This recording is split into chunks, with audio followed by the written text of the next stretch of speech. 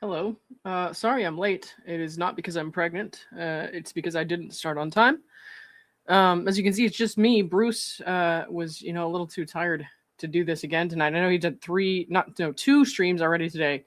But we have some more to talk about. I went over this afternoon one of the exhibits in these filings, which was a copy of Laura's request for an extension of time to file her opening brief in the appellate case, because she is trying to appeal this decision by the judge who threw out the DVRO renewal against Mike. But there's a lot to get into tonight. I'm going to start with one thing that I think people would be most interested in, which is a declaration from someone who attended the horse show that Laura Owens was at when she was supposed to be in court. And what she says doesn't seem to line up with Laura's version of events, which is, I'm sure, shocking to all of you. But anyways, the initial dates that Laura was supposed to be in court were October 21st and 22nd. Okay. That got continued because she filed an ADA request at the last minute after not showing up on the first day. She filed that ADA request at the last minute before the second day. And then she doesn't show up. It gets continued until November 5th. She doesn't show up on November 5th. The judge dismisses the DVRO. So, give me one second. I need a little caffeine. Let me pull this up real quick. So, when I got home from San Francisco that first time, because I went out to the hearing both times, I attended both of her hearings and she did not go. The ridiculous of that is insane. But the first time around, when I got home, I had gotten a message from someone, and it said something about this was like late at night. It was like in the middle of the night I got this message. Maybe they sent it to me in the middle of the night. I don't remember. But it said, my friend says something along the lines of, my friend says Laura Owens is competing in a horse show right now. I was like, are you sure? How are you sure? Which one? And they didn't respond back right away. So then I had to start looking, and it was like the middle of the night. I was like, you know what? I need to get to the bottom of this right now. I started looking at horse shows that were going on in Scottsdale or wherever it was. And I found the correct one. It was like CEP or something. So I looked up to see if they have an Instagram page, and they did. And then I see a photo of Laura having won some kind of award with her horse.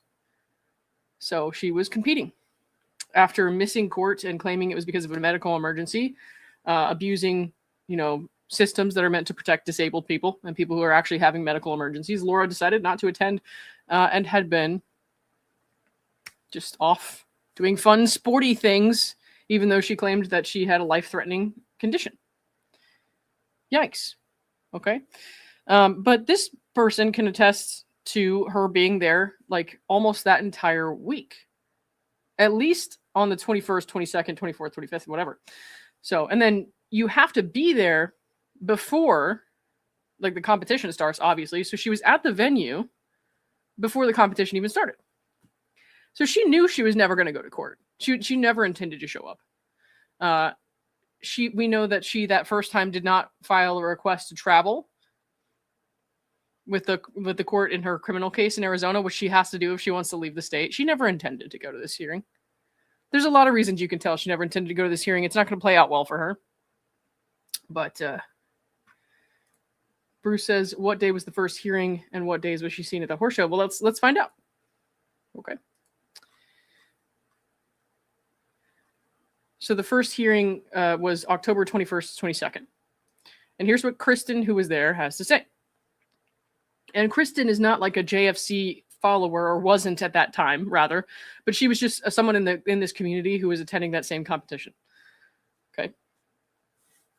I am a professional equestrian. These are her words. I'm a professional equestrian and the owner/operator of Kristen Harden Stables.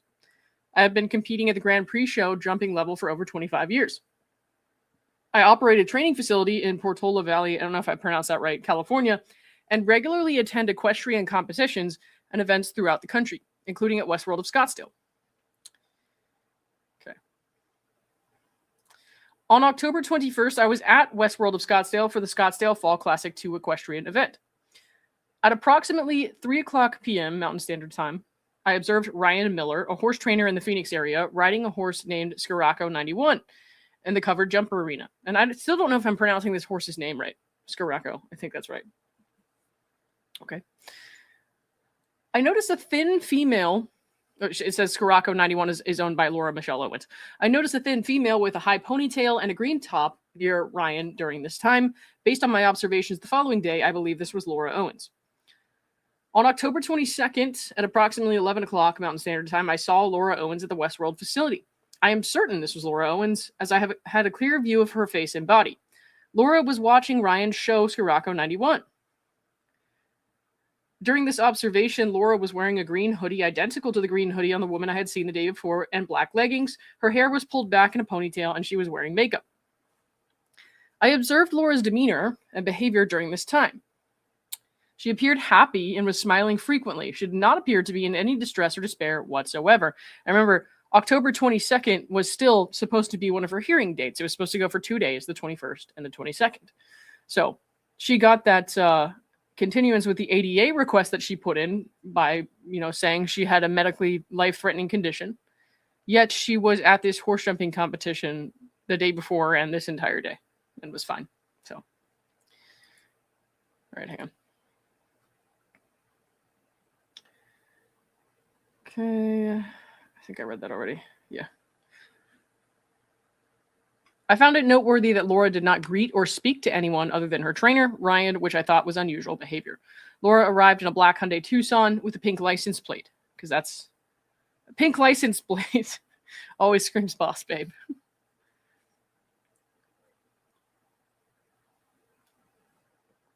I observed her going in and out of this vehicle multiple times, taking items to and from the car.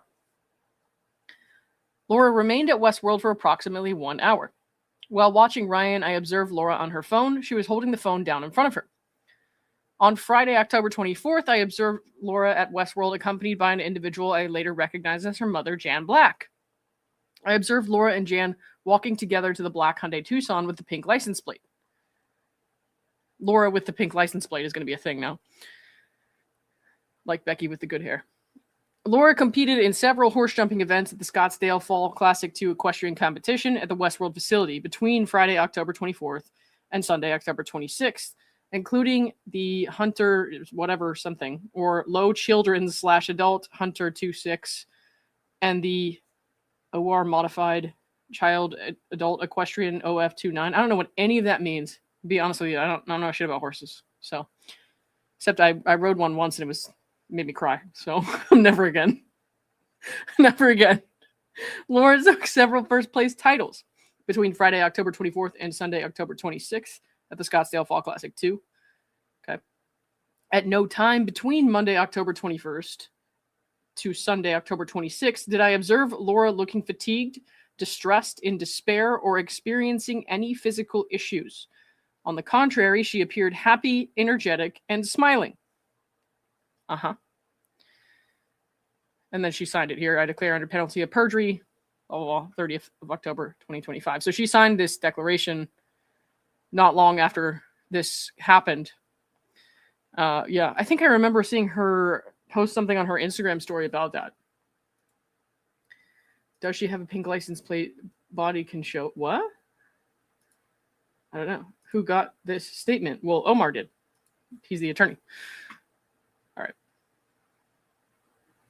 So I wanted to start with that because this is going to be referenced in the fee motion we're about to read. So what we're about to read is filed by Omar on behalf of Mike, and it's talking about the legal fees that Mike has as a result of this case and requesting that Laura be held responsible for them, basically, which, even if the judge grants it they're going to have a hard time getting her to pay a dime, unfortunately. But the thing is, even if she doesn't end up paying a dime of it, at least he has something to where he can say, look at this, the judge agreed with me. This was ridiculous and frivolous. So, okay. We'll come back to the exhibits later on, but I want to read the actual motion here. Hang on.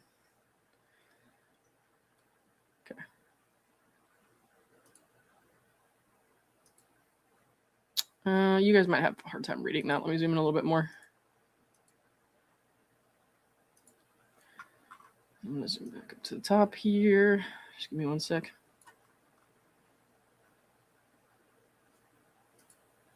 Okay. Hold on, guys. Give me 30 seconds.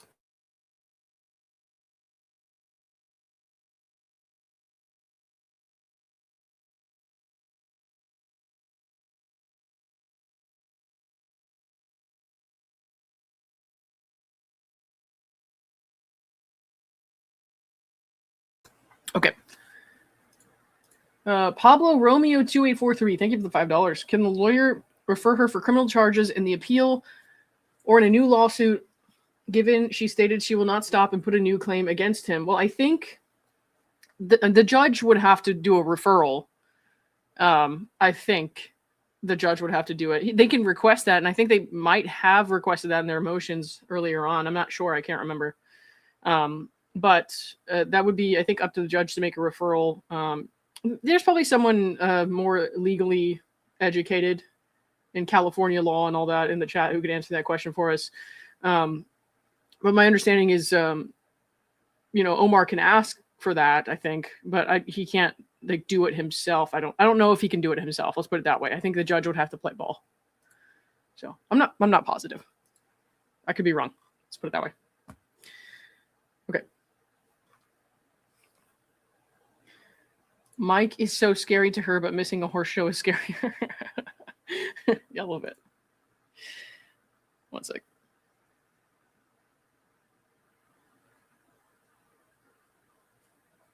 Hold on.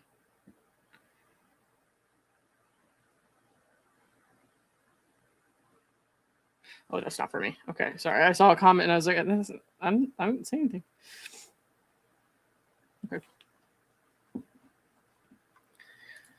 So here's the actual fee motion here. So he's going through the procedural history in the background. It says 2018 stipulated order. Petitioner Laura Owens filed a request for domestic violence restraining order on January 9th, 2018. A temporary order was issued on that day. I'm not going to read this part word for word, probably. The parties entered a stipulated restraining order after a hearing on or about July 10th. Okay. This is important. The stipulated order contained no judicial finding that respondent committed domestic violence. And she always conveniently leaves that out. And the funny thing is, she in her other filing that we went through earlier today said that there's no court finding that Mike was a victim. There's no court finding that she was a victim necessarily, right? They stipulated to it. The judge didn't say, "Oh my God, he's an abuser. We have to protect you." Right? So it's just weird. The 2020 renewal, they're going over that. So she filed that renewal request. There is a short bit of transcript from that hearing in the exhibits that really, I saw it and I was really pissed off at it. Held a contested hearing at which both parties appeared pro per. Okay. The court applied the reasonable apprehension of future abuse standard and granted in the request to renew for 5 years. So all she had to do was say, "No, I'm scared," basically. And the law in California allows her to renew that. Okay. The record contains no finding of any DVRO violation by respondent. Oh my God. Sorry about that. Okay. The record contains no filing of any DVRO violation by respondent. The 2020 renewal was based on petitioner's subjective statement of fear, which Laura Owens would say that she's afraid of a pickle. Okay. Laura Owens would say that she is afraid of a frog. I don't know if it benefited her and she could use it to abuse the legal system. Like no one believes that. Okay. But at this time, we didn't know who Laura Owens was. She didn't have this public history of abusing the system and lying the way that she has. So unfortunately, she got away with it. So what docs are these? This is in the San Francisco case with Mike, and it's the motion for fees and costs. Okay. All right. The 2025 renewal petition. Okay. On July 9th, 2025, petitioner filed a second request to renew restraining order on form DV 700. On the form, petitioner left blank section 4A, the box stating, "I am afraid or worried that the person into might abuse me in the future." Interesting. I didn't remember that. So she didn't even mark the "I'm afraid" box. Huh. She marked only section 4B, alleged violations. Respondent retained the Eagle Law Firm. That's Omar's law firm, right? On or about July. They have really shitty Wi-Fi at the Eagle Law Firm, by the way. Just saying. Letting you guys know. On or about July 9th. I've been there. I've been to his office. Between July and October, respondent filed a response to the renewal request with 15 exhibits and an opposition to petitioner's motion to proceed by declaration, a motion to disqualify petitioner's counsel David Gingras, a motion to vacate the 2018 order under Code of Civil Procedure, Section 473, motions in limine, a trial brief, an opposition to David Gingras' motion to intervene and for sanctions, witness and exhibit lists, and supporting declarations. And David's whole venture in this case was bizarre. If you are newer to following this, he filed a motion in this case that has nothing to do with me, where he included pictures of me and called me a key cult leader and an instigator. Also accused me of identity fraud or identity theft because I parodied him in a Discord server. I am not a party to this case and had nothing to do with anything that happened in relation to the renewal petition, but that was an interesting time in my life. I'll be honest though, I think the point of David and Laura doing stuff like that, like Laura and David both put my pictures in their shit, and it was unhinged, but it had the intended effect, unfortunately, of making me feel like I needed to distance myself from Omar. From, you know, at some point I won't even have Rachel on the show. I won't even be on the same show, be on Megan's channel at the same time as Rachel, because I don't want Rachel to like be blasted in a public filing saying that she's talking to a cult leader. So the intention was to isolate and harass me with those court filings. And unfortunately, it was a very difficult time. I think I tried my best not to say that in so many words. I tried to beat around the bush a little bit and just be like, yeah, oh yeah, you never want the person who's doing that to know they're getting to you. But that was a really, really tough time. I think those few months, because it did make me feel very isolated. And he wanted me to feel guilty for speaking out against his client who's abusing somebody. David Gingras is just a terrible person. He never should have inserted himself into this case. He had no business doing so. And I saw him crashing out on Twitter tonight over this, actually, which is interesting. So anyways, we'll get to that in a second. Okay. And then you're talking about October 10th. Let's see. Pretrial motions resolved. Trial confirmed. We don't really need to read this whole paragraph here. Basically, David's motions were denied. And then Omar's motion to disqualify him was also ruled as premature. It was denied without prejudice because David had not officially entered on the record on behalf of Laura, I think, to the best of my recollection. Okay. October 21st, 2025. Life-threatening travel representation. On October 21st, petitioner appeared by Zoom only and represented the court that travel to San Francisco for trial would be life-threatening. So she had been trying to say this for weeks. The judge said, no, you need to show up. And then she tried to say she didn't know that she needed to show up and that it would be life-threatening. It was just, the whole thing was just ridiculous. So, give me 1 second. Tiff, if you want to come in here, you can. You're welcome to. All right. He also talks about, I missed this. He also talks about that 473 motion, which they were trying to get the initial DVRO ruling vacated. But they withdrew that because of, it was like some issue with Laura needed to be properly served with that motion. And that was going to potentially cause a delay in the dismissal. And so they withdrew that with it like remaining substantively viable for them to be able to revisit that in the future if they wanted to. All right. Okay. The court admonished petitioner and stated that she had been previously ordered to appear in person and stated her motion was improper and not before the court today. Right.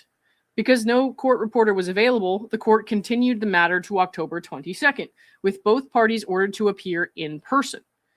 And she tried to tell the judge she didn't realize that she had to appear in person. One of the language in one of the documents said strongly suggested, but to the best of my recollection, the judge did inform her that she needed to be there in person. So that was stupid. All right. The court stated, this court will not extend or continue requests to renew restraining order with an indefinite period. Petitioner's October 21st, 2025 email to the court invoking a life-threatening risk representation supported by letters from a nurse practitioner styling herself Dr. Colleen Green, DNP, and from a Dr. Amir Nassef is at Exhibit 14. So we're going to see that, I guess. I can probably just pull that up, actually. just for interest of seeing the context of it. Hang on one sec. That's Exhibit 13. Okay. Switch over this real quick. Petitioner's life-threatening email to the court, October 21st. This is Exhibit 14. It's from Laura to Omar and the court. It says, Dear Supervising Family Law Judge and ADA Coordinator, I have a long cause hearing in my DVRO matter scheduled to begin tomorrow. It was actually scheduled to begin that day, but sure, Laura. October 22nd. At today's hearing, where I appeared on Zoom in Arizona, Judge Gold stated that if I did not appear in person tomorrow, my restraining order will be dismissed. Even though the court's own October 10th mini minutes state that the court strongly suggests in-person appearance, which I understood to be advisory, not mandatory. But the judge said, literally out loud, I'm pretty sure in the hearing, that she had to be there in person. And somebody can correct me if I'm wrong on that one, but I strictly recall, I specifically recall, that she was told she needed to be there in person, and she tried to take advantage of what the minutes said. So, okay. I have submitted medical documentation establishing that travel or in-person attendance poses a life-threatening risk. My expedited request for reconsideration of motion to continue, filed October 17th, which is attached, included a letter from Dr. Colleen Green, who is a psychiatric nurse practitioner, by the way, stating that in-person attendance would be life-threatening for her. And honestly, as an NP, a psych NP, trying to get your client out of a court hearing by saying that it would be life-threatening for her to show up without a lawyer is kind of pathetic. Honestly, pathetic. If she decides to bring this case forward, she knows she can't afford or find an attorney, then she needs to live with the consequences of that. Okay? Not being able to attend court without dying is not a side effect of fake autism, so she needs to get over that. And to be clear, because Laura loves when I say this, I do believe that she is faking her autism diagnosis. She likes to doctor shop, and when she does find a new doctor, she likes to state false medical history to them, so they put it in her chart. Doesn't take a genius to figure that one out after everything we've seen, you know? Okay. There is an additional letter from Dr. Amir Nassef requesting that the court make accommodations for postponement of her required duties at this time. Additionally, on August 5th, 2025, I filed a motion to proceed by declaration and waive live testimony, which I have attached and which included an ADA accommodation request based on diagnosed autism spectrum disorder, which she decided that she had autism after she lost her hearing against Clayton, and she needed a new excuse for why she lost that case. Post-traumatic stress disorder and related medical conditions. That motion has never been ruled upon. Okay. And it's because she did it wrong, first of all. I'm pretty sure she did a lot of this wrong because she was representing herself. But then also, I can't stress enough how ridiculous it is that she goes around from doctor to doctor and says she has all these conditions. And also, she appears to not be honest with her doctors. We've seen that she has lied to her doctors about being pregnant. Therefore, it's very, reasonable to believe that she lies to her psychiatric nurse practitioner about what symptoms she's having. It does not take a rocket scientist to realize this is bullshit. So, one second. Okay. Because the court has said that non-appearance will result in dismissal of a long-standing protective order, originally stipulated in 2018, I am seeking immediate guidance or relief under the Americans with Disability Act, because exploiting laws to protect domestic violence survivors wasn't bad enough. She also needs to exploit the Americans with Disability Act to abuse her victims, including Mike Marraccini, who she's abusing in this case, which require reasonable accommodations to ensure meaningful access to judicial proceedings. And California takes this very seriously. They weren't going to write it off. They acted with extreme caution, of course, like they would in any case, and said, fine, you can have the extension. And she got the hearing postponed. But meanwhile, while she was saying all this, saying that she had a life-threatening condition, she was at that horse jumping competition, at the venue for that horse jumping show. She knew what she was doing. She never wanted to show up, never filed a travel request. So, all right. Opposing counsel and Judge Gold's department clerk have been copied on this message to ensure full transparency and compliance with ex parte communication rules. Okay. And then we can't see the letters, right? But we could see the email. So that's something, I guess. Okay, roll back up to the top here. Okay. Now we can go back to the motion for fees.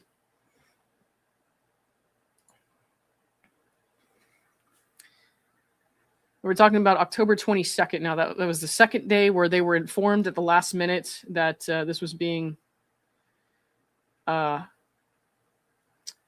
moved for 2 weeks because of the ADA request. Sorry. Bruce says, Randazza says people in the X storm are bitter internet randos, but that's dismissive, dehumanizing language used to avoid the reality that these are mothers, sisters, brothers, and real concerned people. I don't know what's going on there. I saw that David was crashing out on Twitter, and I saw people had tagged Mark. But I guess I missed some stuff, right? Give me one sec.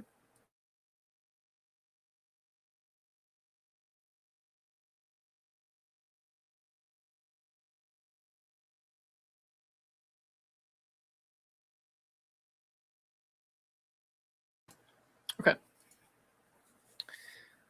On October 22nd, the court held an in-camera hearing on petitioner accommodation request. Okay. The court notes the request is improper and untimely. The court nonetheless exercised its discretions to grant a brief continuance to November 5th and ordered petitioner to be in San Francisco and to be in the courthouse in person for the trial. Okay. So you would think if you're Laura and you're really serious about this, you would exercise extreme caution there and get to San Francisco at least a day before your hearing, which, as we know, did not happen. October 22nd through 26th, Scottsdale Fall Classic 2. Petitioner was registered at the Scottsdale Fall Classic, and that's a horse jumping show. I'm not going to read all that. With an entry closing date of October 6th. So she knew for weeks before that she was going to go to that horse show instead of going to court at her scheduled hearing dates. She had to have entered before October 6th. There's a lot of things that add up to show that she did not intend to attend her hearings at any point. So the full factual record of petitioner's competition activity, including her placements and the contemporaneous eyewitness observations of Kristen Harden, is set out below. And that's what we just read in the beginning of the stream. We read through her declaration saying when she saw Laura, which was on the days of court. Okay. Then we go to November 5th, petitioner's non-appearance and dismissal. On November 5th, petitioner did not appear. Respondent appeared in person with Omar Serrato and Rachel Juarez. The court ruled because of the non-appearance of petitioner's request to renew restraining order is dismissed. The temporary restraining order against respondent is dissolved. Okay. No written order was prepared. Right.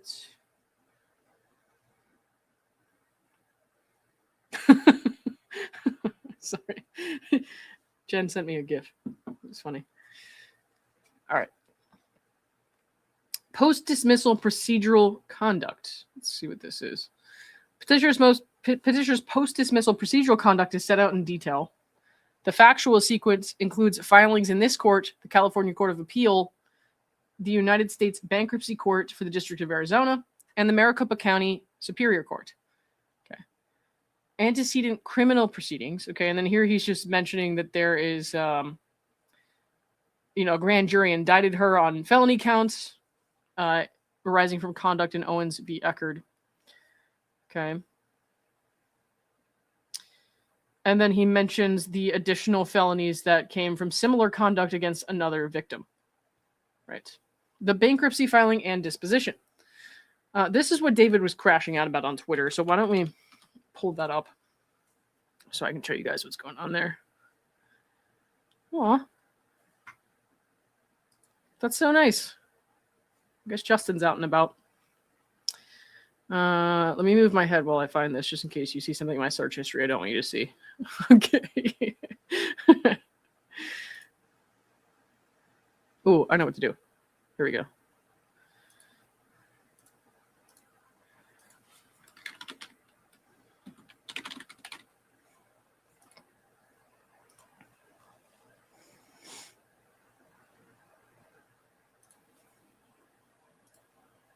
Okay. So it's just, before we even see this, let's just look at his pinned tweet, right? His pinned tweet says, I haven't posted since August and I am not returning to this pro-Nazi shithole, but my friend sent me these security cam pics showing Aurora last night while I was at the theater. Love is worth sharing. Homie, you gotta be kidding me. Happy New Year 26, but I will not be back on here ever. He's been back multiple times since, folks. But anyways, he crashed out tonight on this filing. Seeking justice for all victims of Laura Owens posted these documents, and David said, you need to be extremely careful with lies like this. I have had enough of your bullshit. And please be sure to let people know Omar lied to the court again. This is almost certainly going to require a mandatory report to the CA bar. I mean, she already tried to file a bar complaint against Omar. I assume it got dismissed. I don't know. And maybe a lawsuit against Omar in Arizona.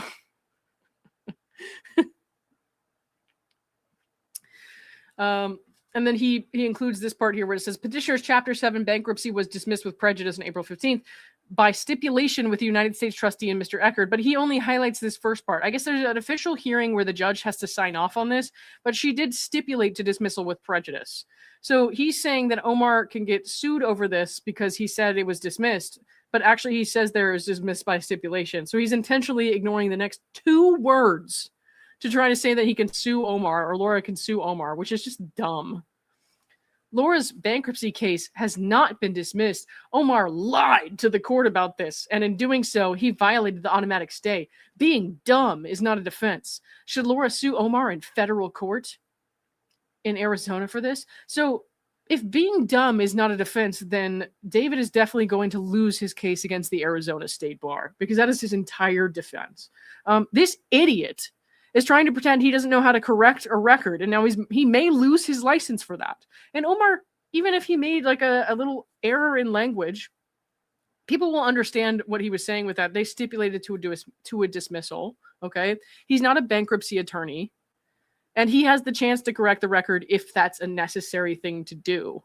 But, you know, that's neither here nor there to David, because when David makes a silly little error in his court filings, it's just fine. But when somebody else does it, it's a federal lawsuit. What damages have occurred that Laura could recover with a lawsuit like that? How do you think that would go? Also, this has the litigation privilege. That's just fucking stupid. So if she's going to say he's lying, he has litigation privilege. As David knows, because David, to this same fucking court, lied about me committing identity theft, okay, because I used his name to parody him in a Discord server where I used my own face and my real username is attached to the account, my full government name. And he's like, that's identity fraud.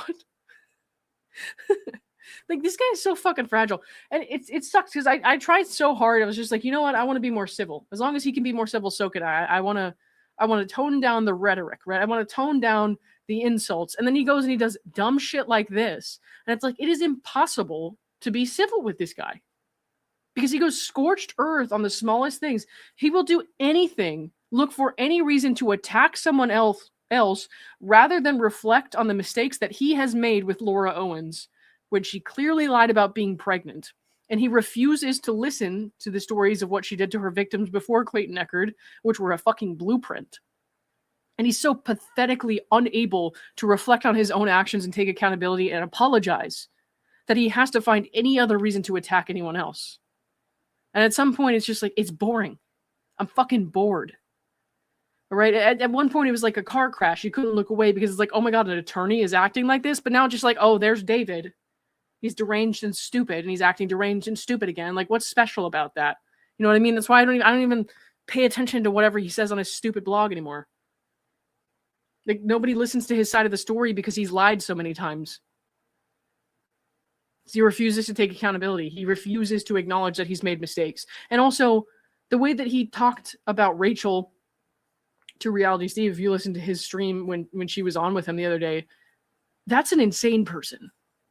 I don't want anything to do with that. And I feel no guilt for saying that he's an asshole.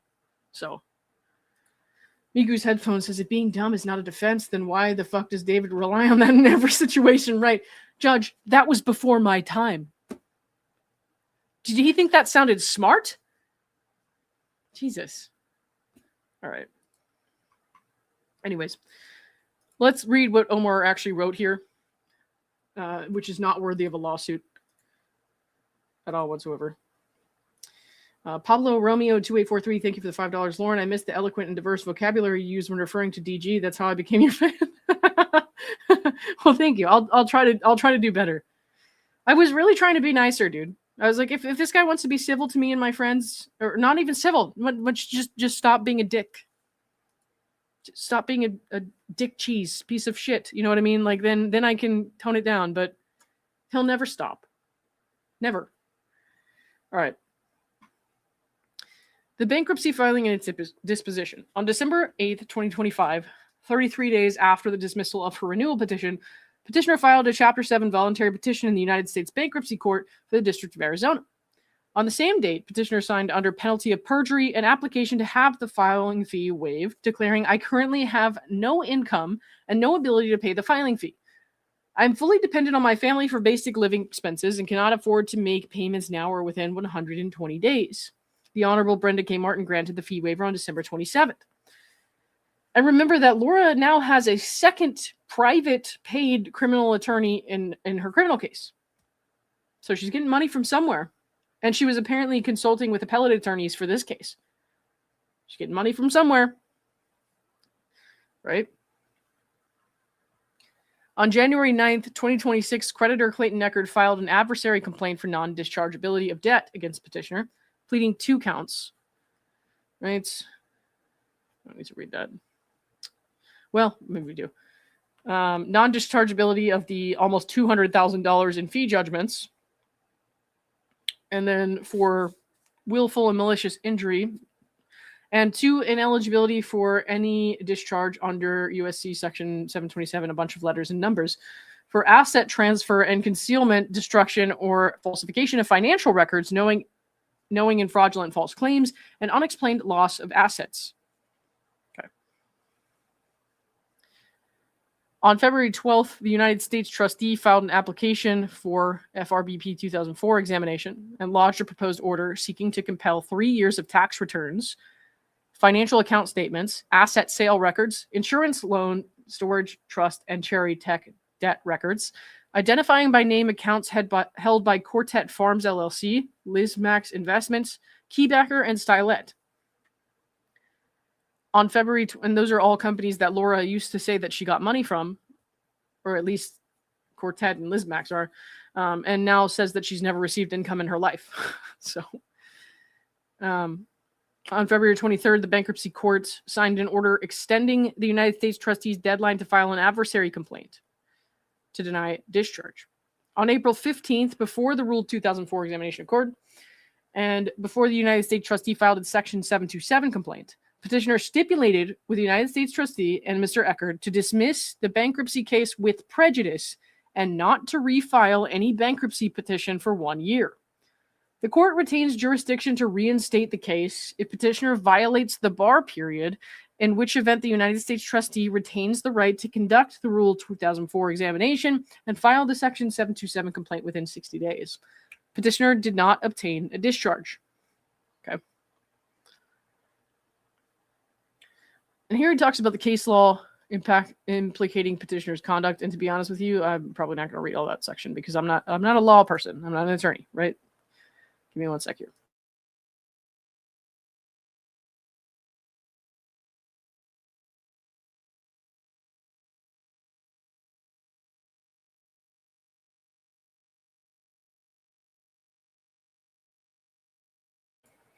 Okay.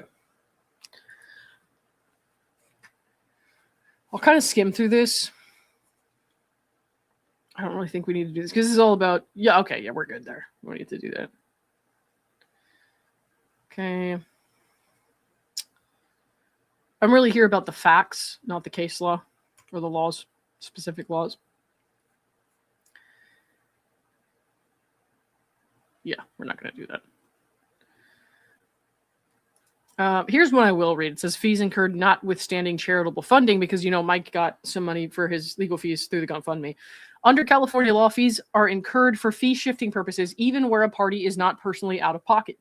A public crowdfunding campaign is squarely within the Lolly Rule. The Lolly Rule? That's interesting. Respondent's GoFundMe campaign is disclosed in candor to the court in the Serato Declaration.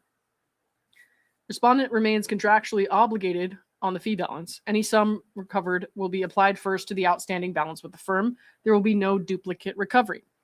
Okay. The bankruptcy filing does not bar this motion. Petitioner's Chapter 7 bankruptcy was dismissed with prejudice on April 15th by stipulation. David says that Omar is lying. He says by stipulation here with the United States trustee and Mr. Eckerd. Petitioner did not obtain a discharge and is barred from refiling for 1 year. Without a discharge, no Section 524 discharge injunction has issued. The automatic stay terminated on dismissal. The pending appeal does not divest this court of jurisdiction over a post-judgment fees motion, which is a collateral matter under Code of Civil Procedure Section 916 and California Rules of Court. The fee motion is properly before this court. It says the motion is timely. No written order signed by the court has been filed or served in this matter, as Department 405A confirmed in writing on April 13th. And under Code of Civil Procedure Section 581D, a court-ordered dismissal constitutes a judgment only when so reduced to writing. The DVRO renewal was dismissed on November 5th, orally and on the record. The deadline for filing this motion is therefore May 4th, and this motion is filed before that date. So, I mean, we got this filing today on online, right? But they actually filed it last week before the end of April. Okay. It says petitioner's conduct is worthy of Section 6344B fees. What does that mean? Okay. Objective frivolousness. Any reasonable attorney would agree the renewal petition was totally and completely without merit. The petition omitted the core element of renewal. Okay. A DVRO renewal required petitioner to prove an objectively reasonable apprehension of future abuse. Petitioner failed to do so. Right. Petitioner's DV-700 left Section 4A blank, the I am afraid or worried that the person in 2 might abuse me in the future box, and checked only Section 4B, alleged violations. The accompanying 15-page declaration is titled Summary of Recent Violations by Mr. Marraccini. In its 46 paragraphs address past conduct. The closing paragraphs describe how respondents' past acts have been absolutely terrifying and caused petitioner severe emotional distress. The declaration's final substantive request is for criminal prosecution based on respondents' violation of 18 U.S.C. The 2025 petition alleges no direct interaction between the parties, right? The alleged recent violations recited in petitioner's 2025 declaration do not arise from any direct interaction between the parties. They center on petitioner's own Arizona paternity case, Owens v. Eckerd, Mr. Marraccini's identification as a witness in that proceeding, his presence at June 10th evidentiary hearing as a named witness, okay, and the May 2024 release of 2016 through 2017 text messages. Petitioner declined the witness stand and cross-examination it required. The renewal turned on whether petitioner could establish an objectively reasonable apprehension of future abuse measured against conduct since the 2020 renewal.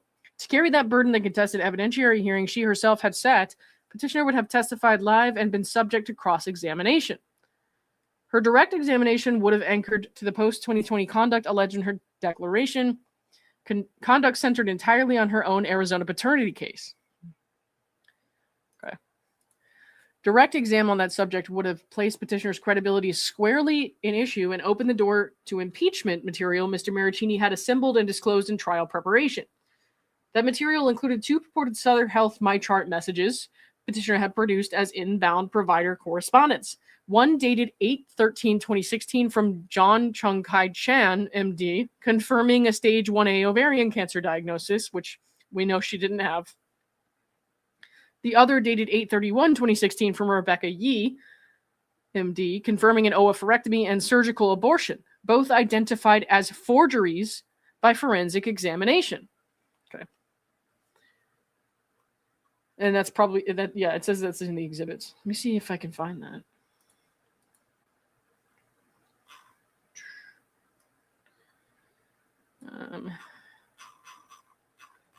I can pull that up.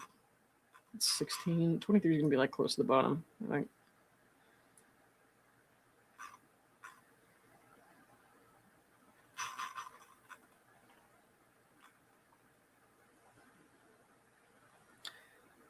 Okay. This says August 13th and August 31, 2016, identified by the Berry Hill Forensic Examination as fabrications.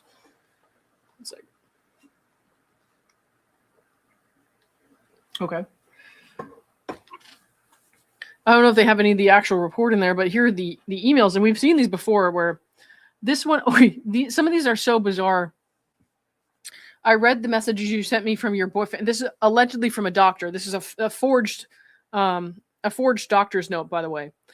And she also, relied upon an affidavit from the napkin lady in her original DVRO petition, which nobody ever saw or heard from napkin lady. She was never cross-examined. Nobody got to ask her any questions. Laura may have signed it herself for all we know because she likes to forge documents. As she did in her criminal case, they found out that she forged a physician's note or a PA's note with Greg Gillespie. And they talked to that provider, and that provider said, no, I did not write this note. So we know that she likes to forge medical documentation. And then David will come out here and be like, you guys are all lying about Laura. And I'm like, David, just read the investigative report. Like this lady has lied about so many things. And I think he does read them. I think he just pretends that he hasn't, so that in retrospect, he can say, no, I didn't lie about anything because I didn't know about it. I don't believe him. I think he's playing dumb. He's playing incredibly stupid. It's ridiculous. Okay. This letter is the one talking about, your boyfriend, you sent me from your boyfriend. I'll answer his questions. Stage 1A is no doubt considered to be, or without a doubt considered to be true cancer and something we take very seriously. You are correct, Laura, that this cancer is found only in one ovary. He is incorrect in saying that this means you might have malignant cancer cells. Please tell him that, yes, I have diagnosed you with real ovarian cancer, not something that just may be there. I'm not sure what is meant by the message you forwarded that says I would only be diagnosing if it were something other than stage 1A. That is a very real stage, and simply means it has not spread beyond your right ovary. I recommend looking at the American Cancer Society's website page for more information. And she would link to that, and she would give you the literature to that if it was a real doctor. Because any doctor who does something like that, somebody could go to the wrong page, they could go to the wrong website, read the wrong information, and be like, my doctor told me to do this, and then sue them for malpractice. Not a good idea. So even Laura's fake doctors are dumb. In addition, you can let him know that your diagnosis and treatment has been complicated by your pregnancy, which is on its own has been extremely difficult and unusual. Well, probably because it's fake. I would strongly encourage him to change his attitude and support you at this time. I sincerely hope things get better. Doctors don't write you notes telling your boyfriend to treat you differently. Like, that's fucking insane. They don't get involved in people's relationships like this. No doctor would have written this note. So stupid. If your real ovary cancer lasts for more than 4 hours, call Dr. Medshell. God. All right. And there was another one here. Hey, hi, Miss Owens. Yesterday, you received ovary removal surgery, oophorectomy, of your right ovary as well as a surgical abortion. Due to your recent medical history, I will wait to confirm pregnancy termination until blood work and a follow-up ultrasound are completed, although there were no complications during the procedure. Again, this is not a note that a doctor would write. As you explained to me, you have already experienced emotional side effects. So why is she saying this? As you explained to me, the doctor's not going to do this. Such as extreme fatigue, depression, and mood swings. These are common, and I would ask your boyfriend to support you during recovery. Doctors aren't asking people's boyfriends to do anything. All right. So those were two of the messages. Oh, the first one was Dr. Chan. The second one was Dr. Yi. Okay. Neither one of these doctors actually wrote these notes. Laura is unfortunately skilled in Photoshop, but nothing else. You would think she could get a job or something at this point, but no. Let me move back up to top here, and then we'll move back to the fee document. Give me 1 sec.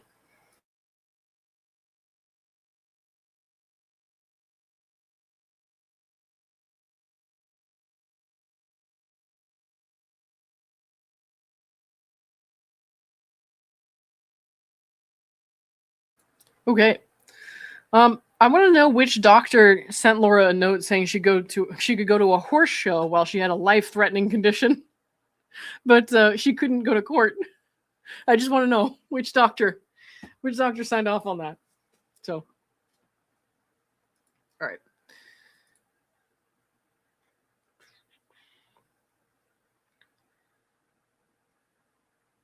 Where are we at here?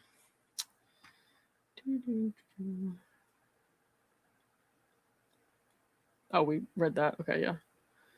It also included, and we're talking about what cross-exam would have entailed, and Rachel was going to cross-exam Laura, and that would have been a nightmare for her. So I'm disappointed we didn't get to see that, but oh well. It also included contemporaneous equestrian competition records establishing petitioner's active participation in show jumping during the very period she has represented as one of continuing trauma, including her champion finish at the. That's probably like a huge compliment to Laura that they mentioned her champion finish at the Scottsdale Fall Classic 2 within days of her life-threatening representation to this court. Petitioner had docket notice of the forgery exhibit from Mr. Marraccini's 8/25/2025 response over 2 months before the trial she had set. She did not appear at the hearing she herself had set. Okay. The federal and state records independently confirm the pattern. Following a June 10th bench trial, when this was Clayton Eckert paternity case, Honorable Julie Mata, who Laura hates, brought the paternity action without basis or merit, testified falsely, misled the court, altered documents introduced into evidence, and acted with improper purpose. On August 19th, the court entered judgment for Eckert in the amount of $150,000.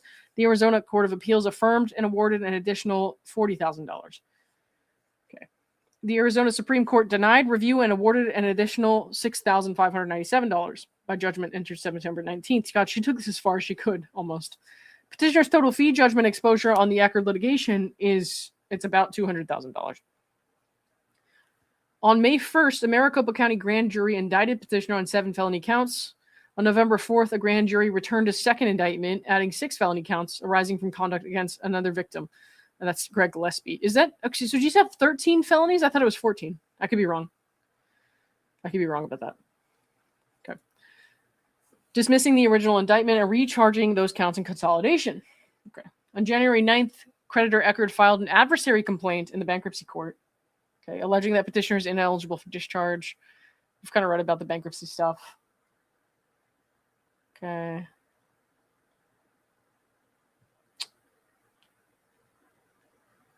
On April 15th, the stipulated motion to dismiss with prejudice was entered, okay, expressly preserving the United States trustee's right to file a Section 727 denial of discharge complaint upon reinstatement. So if she were to file bankruptcy again, I think it was within 1 year they could do that.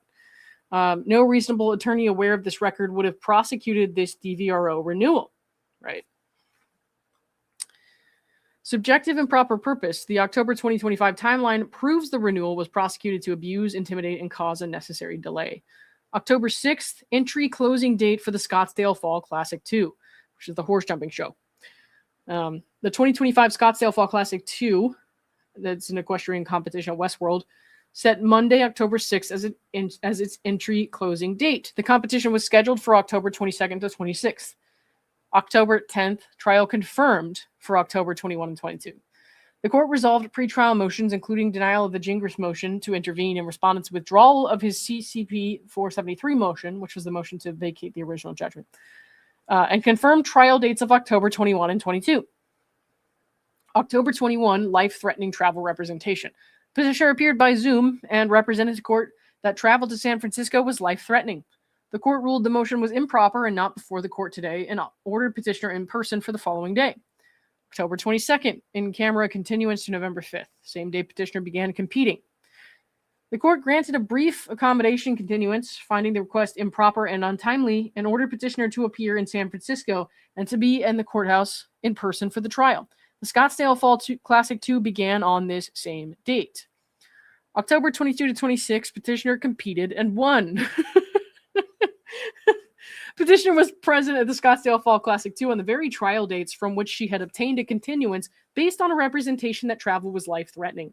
She entered multiple hunter and equitation divisions, whatever that means, was photographed wearing back number 570 mid-class, and was named champion of the something riding Scirocco 91, a horse owned by petitioner. The show producer's official Instagram account documented her on the winner's podium. Eyewitness Kristen Harden, a professional equestrian, observed petitioner at the Westworld facility on October 21, 22, 24, 25, and 26, and declared under penalty of perjury that at no time during that window did petitioner appear fatigued, distressed, in despair, or experiencing any physical issues. Rather, she appeared happy, energetic, and smiling.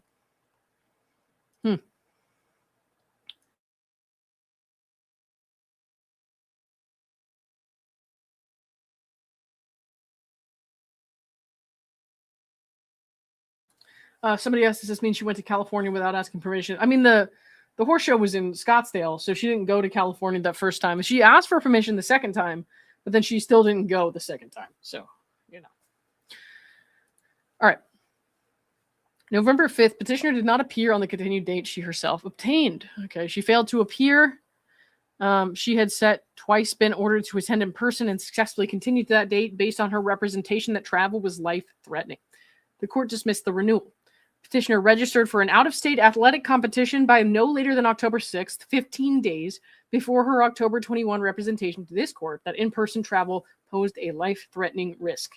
She competed at that competition October 22 to 26. She failed to appear on the continued date she had obtained on a medical incapacity record. Okay. Petitioner's claim that travel to San Francisco was life-threatening is further contradicted by her established pattern of obtaining travel authorization through proper channels in other proceedings. The Maricopa County Superior Court granted petitioner's motion to modify conditions of release for travel to California on September 4 to 8, 10 to 15, 23 to 26, and granted a second travel modification on September 18th for travel on the 18th to 26. Petitioner was thus demonstrably capable of seeking and obtaining travel authorization in advance through proper channels when she chose to do so. So she never asked the court to give her travel authorization for her court case in California, but for her vacation days she did. Petitioner has formally announced her intent to file a new DVRO, and we saw that earlier today. She said, regardless of what the appeals court says about giving her an extension on her opening brief, which she did get that extension, that's normal. She said, I'm going to file a new DVRO anyways, which is just so fucking stupid. Because if she files for a new DVRO anyways, then what's the point of appealing? So, all right. Petitioner filed a notice of appeal on December 4th. A Chapter 7 voluntary bankruptcy on December 8th, right? Papers in the appellate court on January 20th, and an Arizona injunction against harassment against a third-party content creator, that would be Hey Rob, on January 20th, 2026. Okay. On April 23rd, petitioner filed an ex parte application for extension of time to file opening brief in that case, which the First District Court of Appeal granted the same day. The filing is a 12-page single-spaced document drafted and signed by petitioner personally in pro per. The application's conclusion at Section 8 contains a formal written notice of intent to initiate further DVPA litigation against respondent. Petitioner hereby advises this court and places respondent on formal notice that independent of the outcome of this application, she intends to seek a new DVRO, or a domestic violence protective order, arising from respondent's recent and ongoing conduct. What is the recent and ongoing conduct, you might ask? Mike telling his side of the story in public, just speaking, exercising his free speech rights. He's had no contact with her. He doesn't want to be anywhere near her. His family is like begging for her to leave them alone. It's ridiculous. Petitioner has the ability to pay. Okay. It's respondent's ability to pay showing is necessarily circumstantial. Full financial discovery against petitioner has not been undertaken. The cost of doing so in a post-dismissal posture would itself exceed the fee award sought, defeating the purpose. Direct disclosure from petitioner is also not a reliable record. Well, that's an understatement. Petitioner has a documented pattern of misrepresenting her financial position when it serves her interests, including her sworn declaration of no income and no ability to pay the $338 Chapter 7 filing fee on December 8th, a representation contradicted by her contemporaneous discretionary expenditure on USEF National A-rated equestrian competition 6 weeks earlier.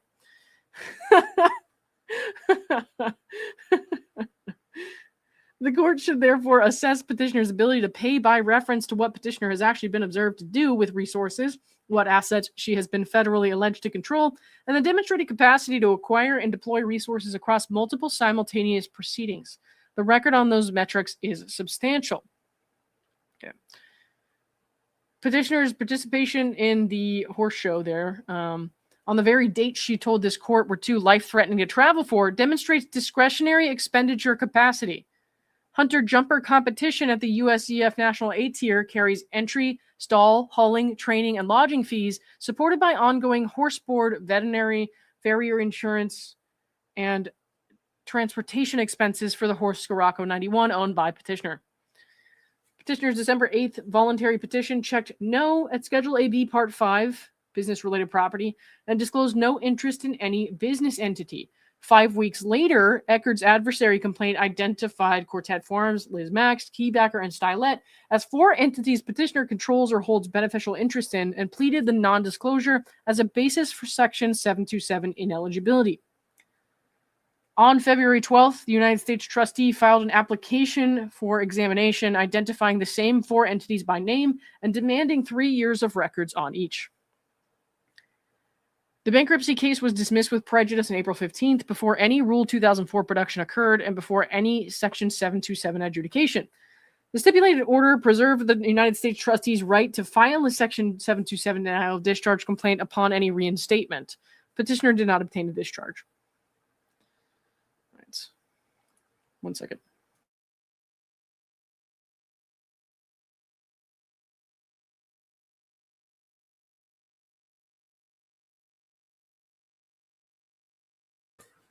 I see somebody's asking some questions about this case. Yes, you can listen to the podcast Love Trapped on Apple, Spotify, any of your major podcast platforms if you want to catch up on what this story is about. It's one of the craziest things you will ever hear. Definitely worth the listen. So, okay.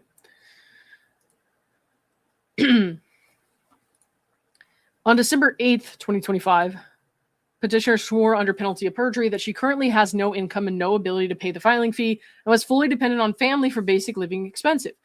The same sworn application disclosed average monthly expenses of over $4,000 and recurring family contributions of $2,750 per month. Jesus. Eckerd's adversary complaint expressly contrasts that representation with petitioner's previous statements made under oath. Right. Because she said she was getting like $200,000 a year or something when she was in his case and like splitting it with her mom, something like that. And now she says all of a sudden, I've never gotten income in my life. Petitioner has retained private criminal defense counsel in state of Arizona v. Owens. Okay. Josh Colesrud of Colesrud Law entered a notice of appearance and represented petitioner on a private pay basis until his motion to withdraw was filed on November 17th. Oh, that was my birthday. The period encompassing petitioner's July 9th, 2025 filing of the DVRO renewal at issue here, the October 21, 2025 trial readiness hearings before this court, and the November 5th trial date. Okay.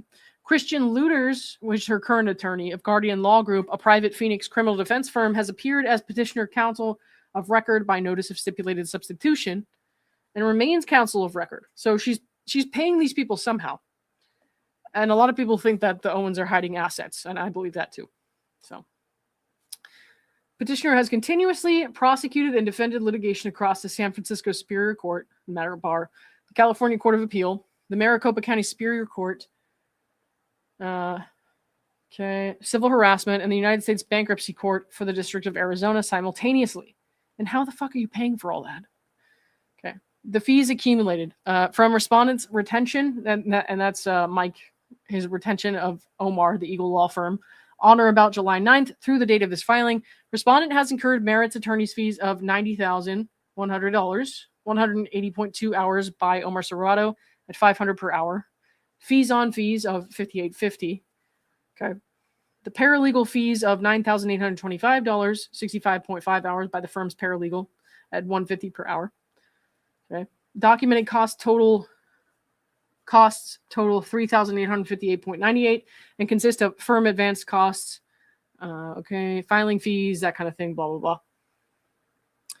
Okay, the total fees and documented costs sum to $109,633.98. So Mike raised less than half of that on the GoFundMe. And then he also now is going to have to pay an appellate attorney to fight Laura because she's appealing this. And he doesn't want her to have a hold on him forever if she gets a permanent DVRO renewal against him. So he has to hire an attorney. It's not right.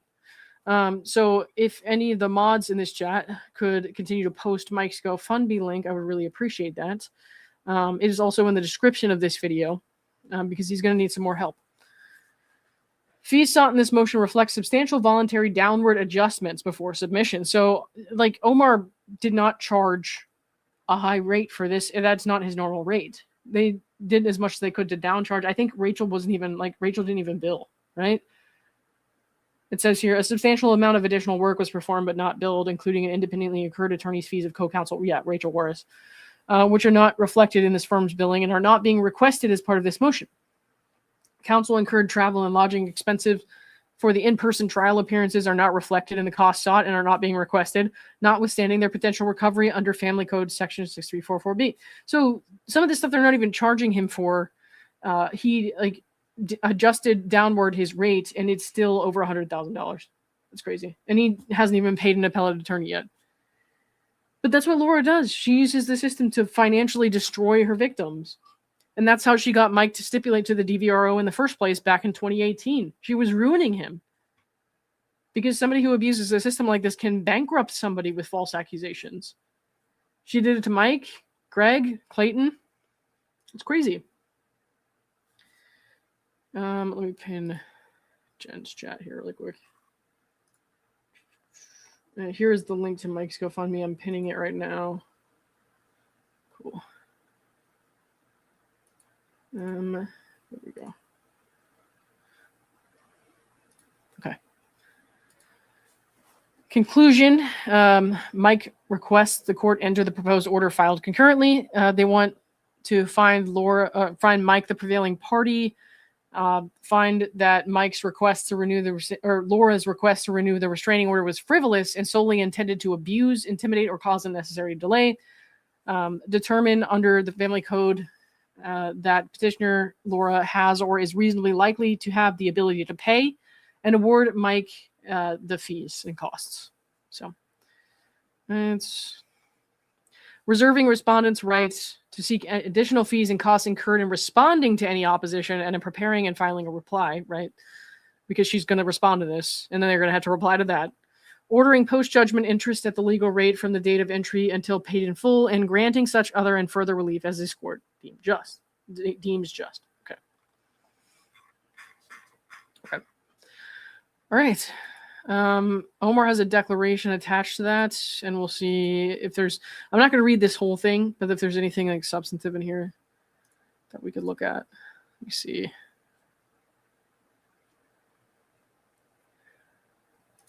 Give me 1 second here.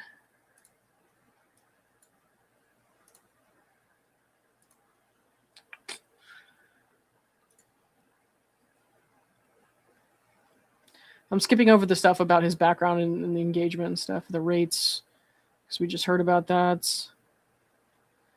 The scope of the work, we really heard about that. We don't need that. Equestrian competition records, he's just attesting to this stuff that he's included as exhibits.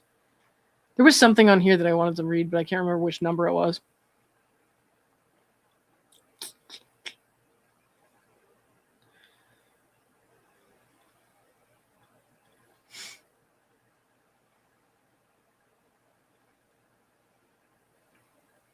No, maybe not. I can't remember. Oh, they disclosed the GoFundMe here. It says, in the interest of candor to this court, I disclose the following. Following the filing of petitioner's request to renew the restraining order, respondent launched a public GoFundMe campaign to help cover the cost of defending against the renewal petition. The campaign raised approximately $49,000 in gross pledges, because I think these platforms that you use to fundraise, I think they take a fee, because the one that I used, it takes a fee. So it makes sense that he wouldn't get the full $50,000 that he raised after the platforms. Okay, after the platform's processing and transfer fees, respondent received net proceeds of approximately $47,000, which approximately $40,000 has been applied to legal fees billed by the firm. Okay. Petitioner has since filed an appeal of the November 5th dismissal, and respondent continues to incur legal costs in defense of that judgment obtained below. Respondent remains contractually obligated to the firm for the full balance of fees and costs under the engagement agreement. Okay. Right.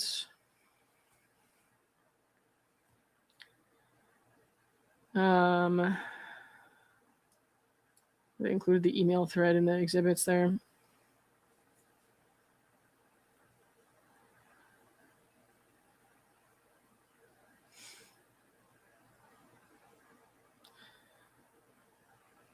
All right, we're good. So he filed this on the 29th April. Yeah. Okay, we'll move back over here to the exhibits where there's some documents we might have seen yet. Let me look at the directory here, and then we'll pick which one we want to jump to. Because some of this, like the billing statement, we're not going to read that. The mini minutes for the October hearings, we're not going to need to read those. We've seen those.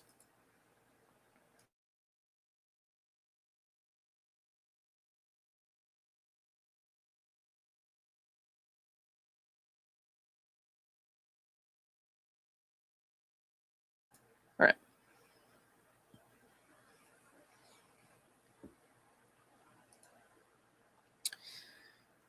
Okay, burial forensic report referenced only.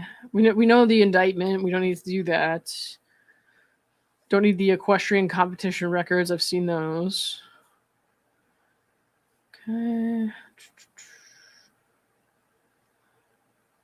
We're good on that.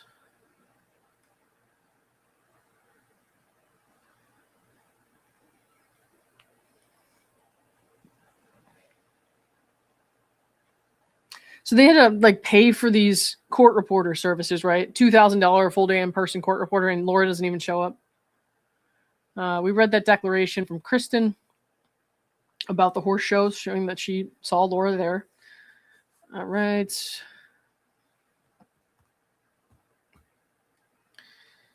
Fisher's email to the court of October 21st invoking life-threatening representation.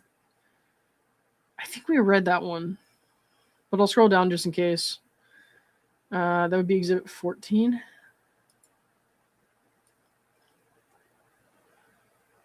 That's 11, almost there.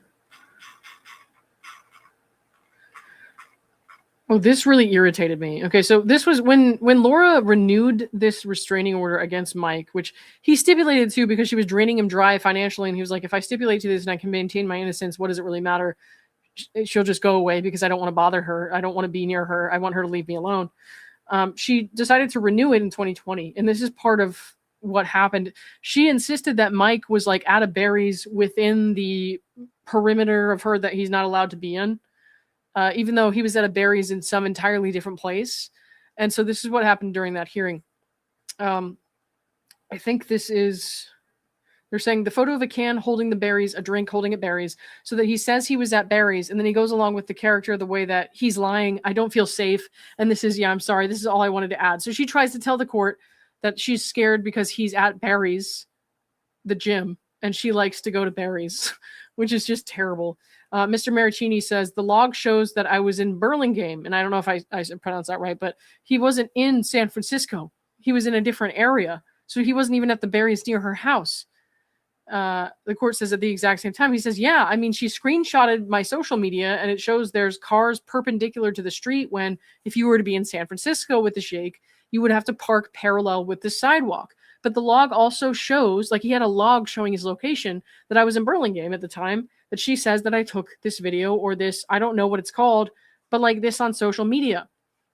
Miss Owens then says, okay, I also would like to add that Mr. Marraccini knows that I have attended nearly 1,000 Barry's classes, and that was a highlight of my one thing I really pride myself on. He went to the gym probably 5 times in total, and either by posting something related to Barry's boot camp that would be taunting me. That was my identity. It has nothing to do with his identity whatsoever, which is fucking crazy because his social media was private. Like he had her blocked or something. He didn't want her to follow him, and she somehow found a way to screenshot his social media And she's like, he went to a Barry's? I like to go to Barry's. That's my personal identity. No one else can go to Barry's or that's harassment. So she says that she's reasonably afraid for her life because he went to a Barry's boot camp gym somewhere miles and miles and miles and miles and miles away, not in the same city. And the court in California was just like, well, she's afraid. And they renewed it, which is fucking crazy. They renewed it for 5 years. 5 years. And he had a log showing that he didn't do what she said he did. That's fucking nuts. Ginger Ass just pinned and posted, fuck it, I'm back for now. Yeah, that guy never keeps his word, so always expect him to come back. But he's a piece of shit. And like all pieces of shit, he will eventually get flushed. So who really cares, you know? Or maybe like bugs will eat him. I don't know. One of those two. And we won't have to deal with him forever. So, all right. But that's so crazy that she's saying he can't go to the gym in a different city than her because it's her identity that she likes to go to the gym. That's fucking nuts. Right? The court says, okay, so the standard in order to renew a restraining order is simply that petitioner is in reasonable apprehension of future abuse. So I don't go back and relitigate what the basis of the restraining order was. It's just if she'll still be in reasonable apprehension of future abuse. So by what she's telling me, it sounds like she is still in a reasonable apprehension of future abuse based on several different factors that she's laid out. And the factors that she laid out were false.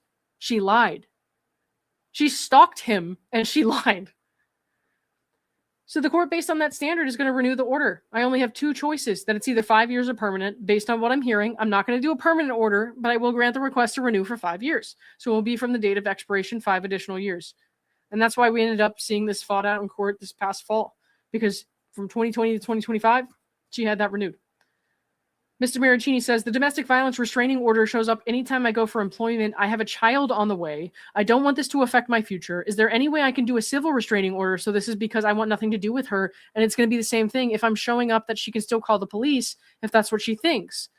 But I would just ask the court would be kind to give me a civil restraining order if that's the case. The court says, so that's something you can look into. And then it cuts off there. So I'm not sure what happens after that. But that was infuriating. Like, that was fucking nuts.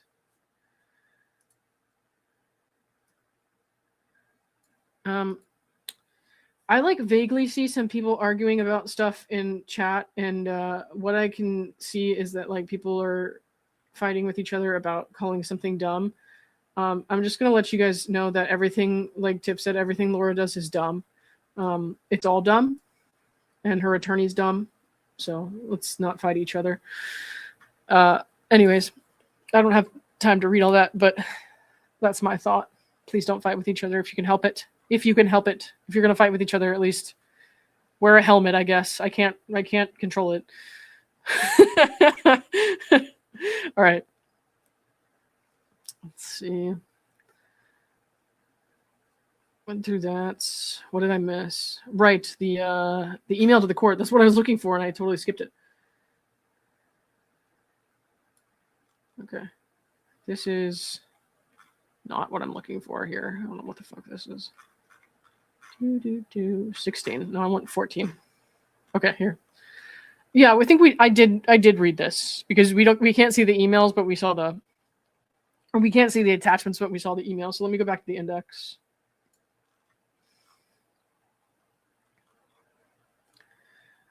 Right. Volunteer position schedules, order granting trustees and motion, blah, blah, blah. This bankruptcy stuff. Good there. I think 22 is the last thing I want to read. Yeah. If I can find it. This is 19. Getting closer. A lot of these are like court filings we've already read, but they're attached as exhibits, so I have to... Okay, here. Exhibit 22, email thread with Department 405A, the family court in San Francisco. Let's see.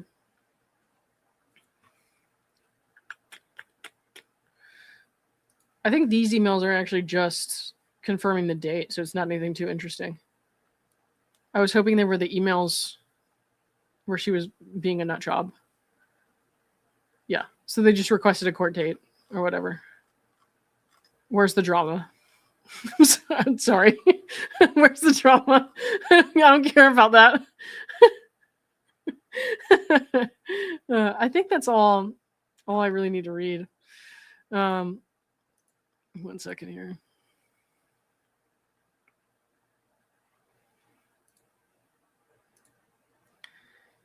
But yeah, she's of course going to fight this, and it's going to be stupid, but there's, not a lot that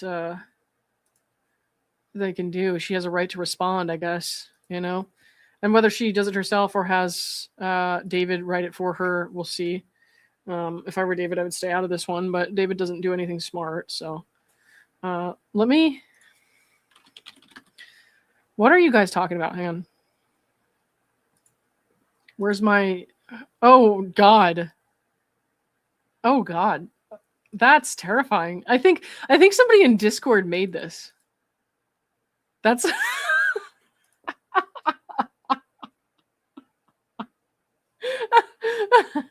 he's riding a horse eating a burrito. Like a pizza burrito, I think. Oh my God. Let me see what else we got here. What is going on with this guy? He's pinned a new tweet. It says, "Fuck it, I'm back for now. It's beyond time for him to be disbarred." David says, "Still here, bro, with a heart." I never got a heart. What the fuck?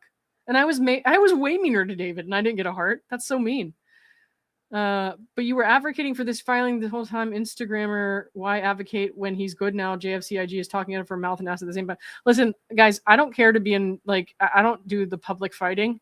I'm just reading this because I want to see what David's responding to. Somebody says, "Are we sure that account isn't Laura or Jingy?" And then David responds with eyeballs.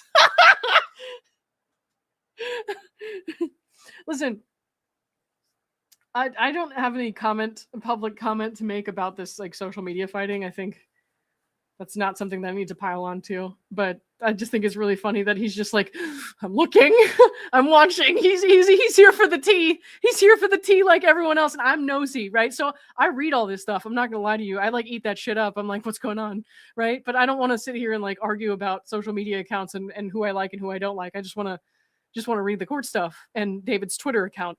But like, I just think that's really funny that he's just like, he wants the tea as much as everyone else. Oh my God.